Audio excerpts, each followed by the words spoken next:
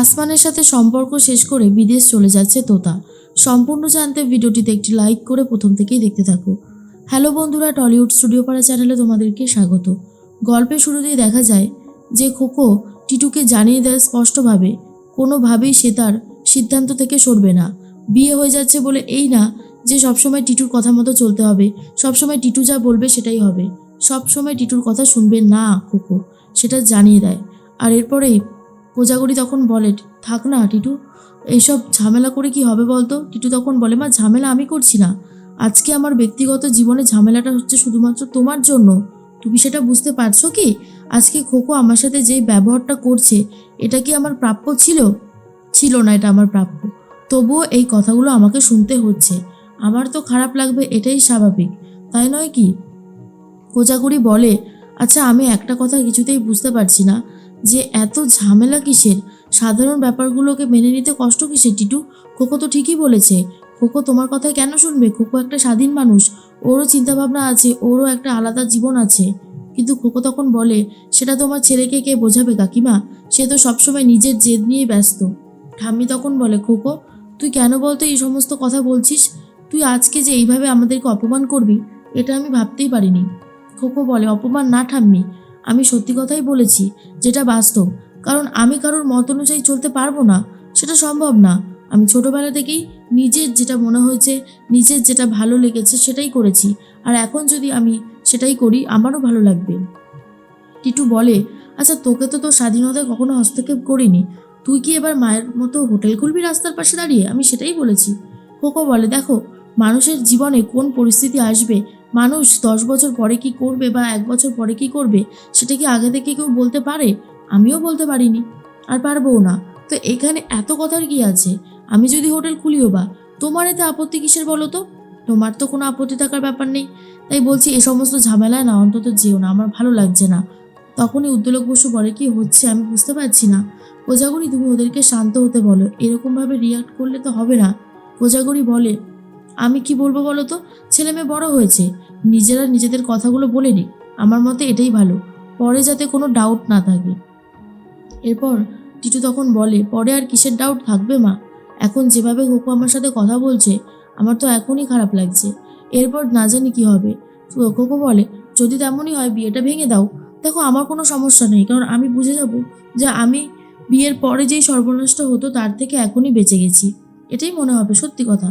সত্যি তো অলওয়েজ কঠিন হয়, বাট সেটা একবার যদি মেনে নেওয়া যায়, তার থেকে সহজ আর কিছু হতে পারে না। তাই বলছি, অন্তত আমাকে তুমি জোর করতে পারো না, সেই অধিকার কখনোই তোমার হবে না, আর আমি সেই অধিকার তোমাকে দেবও না।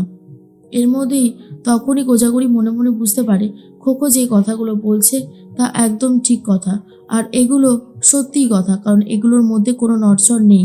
যা হচ্ছে তা ভালোই হচ্ছে, এটা দেখতে হবে আমাকে।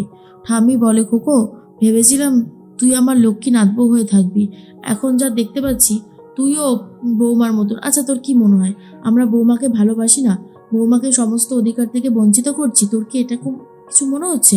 খোকো বলে, না ঠাম্মি, আমার এমন কিছু মনে হচ্ছে না। তবে আমি একটা কথাই বারবার বলবো, যা হচ্ছে সেটা ভালো হচ্ছে না। তোমরা কাকিমাকে অনেক ভুল বুঝছো, কাকিমাকে অনেক খারাপ খারাপ কথা শোনাচ্ছ, আমার সত্যি খুব খারাপ লাগছে। যেটা খারাপ লাগছে সেটা তো বলতেই হবে, তাই না? না বললে কি করে হবে বলো? অন্যদিকে দেখা যায় যে আসমান রান্না করতে থাকে। তোতা তখন বলে, আজকে সমস্ত রান্না বুঝি তুমি করবে? আর আসমান বলে, হ্যাঁ করতেই পারি, না করার কি আছে, কেন বলো তো? তোমার কি কোনো অসুবিধা আছে? আর তোতা তখন বলে, আমার কেন কোনো অসুবিধা থাকবে?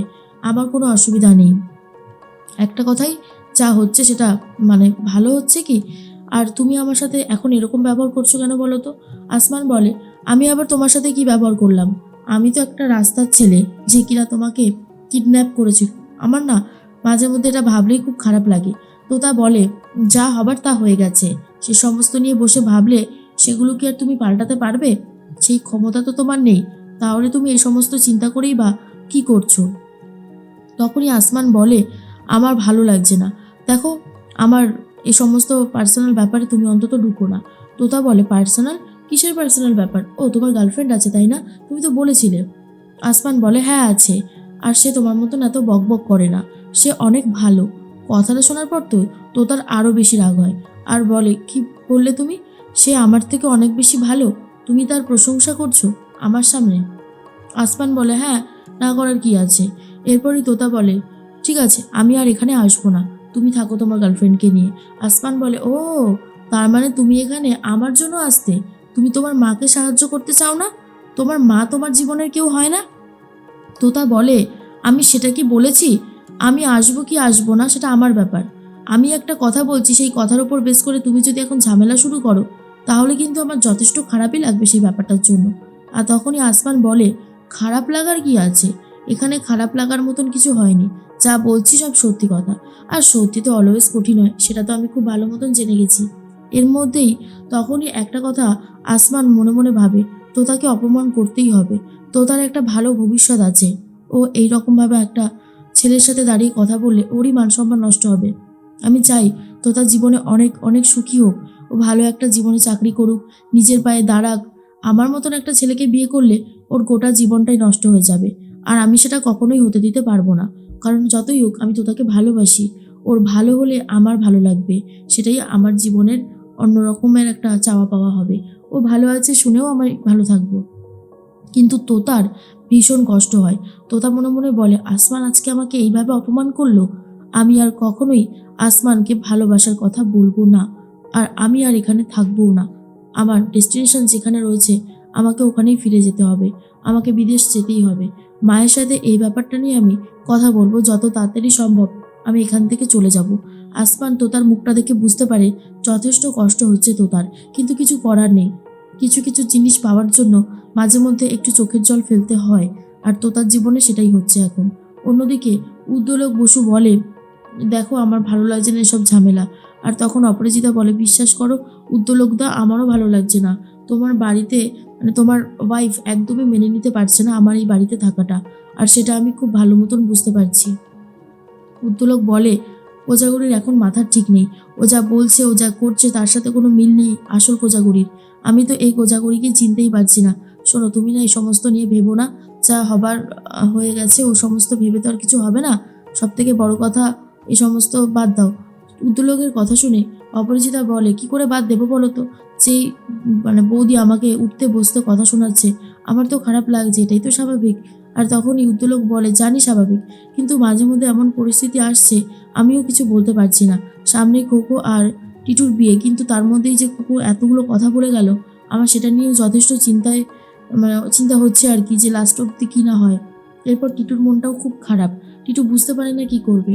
এই খোকোকে কি ভালোবেসেছিল টিটু, সেই সমস্ত কথাই হিসাব করতে থাকে। কিন্তু খোকো নিজের জায়গা থেকে সবটাই ক্লিয়ার করে বলে দেয় টিটুকে, পরবর্তী সময় যাতে কোনো অসুবিধা না থাকে।